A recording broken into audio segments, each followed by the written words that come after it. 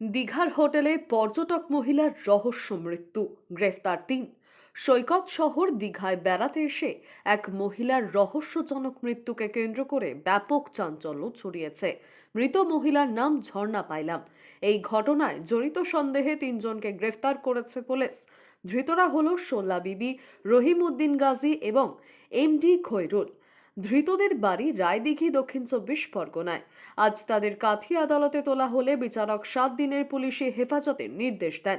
Police সূত্রে জানা গিয়েছে, ঝর্ণা দেবী দীর্ঘদিন স্বামী পরিত্যক্তা ছিলেন এবং ২ সন্তানকে নিয়ে বাবার বাড়িতে থাকতেন। পেশায় তিনি মুম্বাইয়ের একজন আয়া ছিলেন।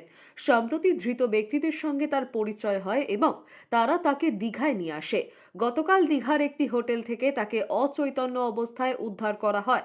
হাসপাতালে নিয়ে যাওয়া হলে চিকিৎসকরা তাকে মৃত বলে ঘোষণা করেন।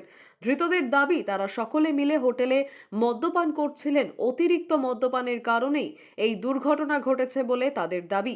পরিবারের অভিযোগ, মৃতার দাদা সৌমেন কুইল্লা জানিয়েছেন তার বোনকে পরিকল্পনা করে খুন করা হয়েছে। তিনি ইতিমধ্যেই থানায় লিখিত অভিযোগ দায়ের করেছেন। পুলিশের পক্ষ থেকে জানানো হয়েছে, ঘটনার আসল কারণ জানতে মৃতদেহটি ময়না তদন্তে পাঠানো হয়েছে। রিপোর্ট এলেই স্পষ্ট হবে এটি নিছক দুর্ঘটনা নাকি পরিকল্পিত হত্যাকাণ্ড।